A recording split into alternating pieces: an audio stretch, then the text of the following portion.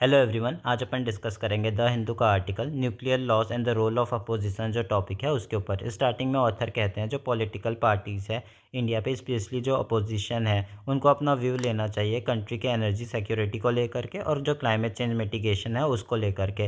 क्योंकि अभी प्रपोजल पे है कि अमेंड किया जाएगा civil liability for nuclear damage act 2010 का और जो एटॉमिक एनर्जी एक्ट 1962 का है वो। Atomic energy act actually private industries पर रोक लगाता है और जो CLNDA है 2010 का, वो लाइबिलिटी में लगती है जो सप्लायर्स ग्रुप हैं उनको भी, कि अगर कुछ डैमेज हुआ डोमेस्टिक कंजम्पशन में तो आप लोग की भी लाइबिलिटी होगी उतनी और आप लोग को भी पैसे वैसे देने पड़ेंगे करके। और ये जो प्लान है अमेंड करने का CLNDA और AEA को, वो एड्रेस करने के लिए है, एड्रेस द वैक्सेसियस इशू, यानी कि लॉन्ग स्टैंडिंग ट्रबलसम जो इशू है उसको एड्रेस करने के लिए है। हिस्टोरिकल कॉन्टेक्स्ट में बात करते हैं।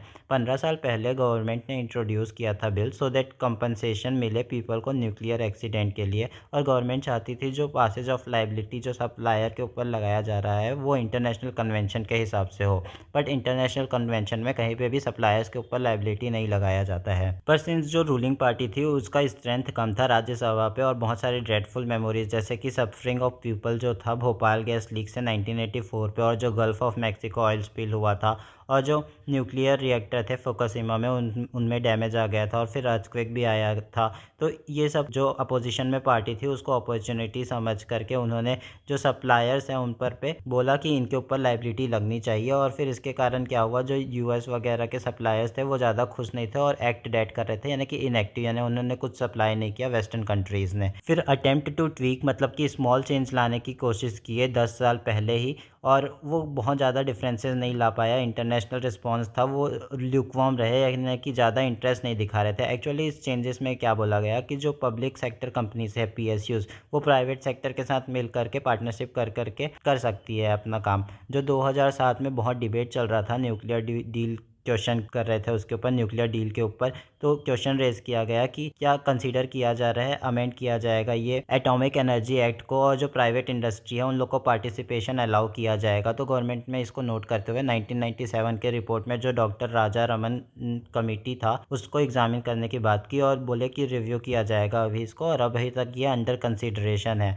फिर रेजिंग कंसर्न में बात करते हैं। फरवरी में कांग्रेस ने रेज ऑब्जेक्शन उठाया था कि अगर अमेंड किया जाएगा एक्ट्स को तो वो डाइल्यूट करेगा जो सप्लायर्स हैं उनके अकाउंटेबिलिटी को, और जो रेज करेगा डोमेस्टिक रिस्क है वो सबको। और पार्टी ने ये भी एलिगेशन लगाया जो ये मूव है वो पर्टिकुलरली फ्रांस और US को अपीज़ करने के लिए फॉरेन इंटरेस्ट पे। और जो ये 2010 पे ऐसा ही प्राइम मिनिस्टर मनमोहन सिंह के टाइम पे हुआ था, जब 2010 पे लॉ चेंज किया गया था, जब उस टाइम पे जो बराक ओबामा आने वाले थे तो उन लोग ने भी, जो कांग्रेस वाले थे उन्होंने भी रिजेक्ट कर दिया था कि हम अपीज़ करने के लिए नहीं कर रहे हैं ओबामा वगैरह को। अब बहुत सारे डिबेट्स चल रहे हैं और बहुत से कंट्रीज़ वेइंग यानी कि compete कर रहे हैं कि उनको भी पीस ऑफ पाई मिले, यानी कि इंडिया पे जो स्मॉल मॉड्यूलर रिएक्टर बनाने का मौका मिले सो दैट वो प्रॉफिट कमा पाए। ये जो कंट्रीब्यूशन करता है एनर्जी पे, जो न्यूक्लियर रिएक्टर है वो 3% of total power generation contribute करता है ऑलमोस्ट, जैसे कि 24% सोलार पावर करता है। और इस साल के अंत तक हमारी installed capacity 24 nuclear power plant से 8.8 गीगावाट की है, और गवर्नमेंट ने इन्फॉर्म किया है पार्लियामेंट में ये चीज़। अब ये पहले सेट किया गया था टारगेट 10 गीगावाट होगा ईयर 2000 तक, बट गवर्नमेंट ने अब एम किया है 22.48 गीगावाट होगा 2031-2032 के तक, और एक एम्बिशियस टारगेट भी सेट किया है कि 100 गीगावाट हो जाएगा 2047 तक। पास्ट में जो अपोजिशन थे उन्होंने 3 की इशू पे यूटर्न लिया है।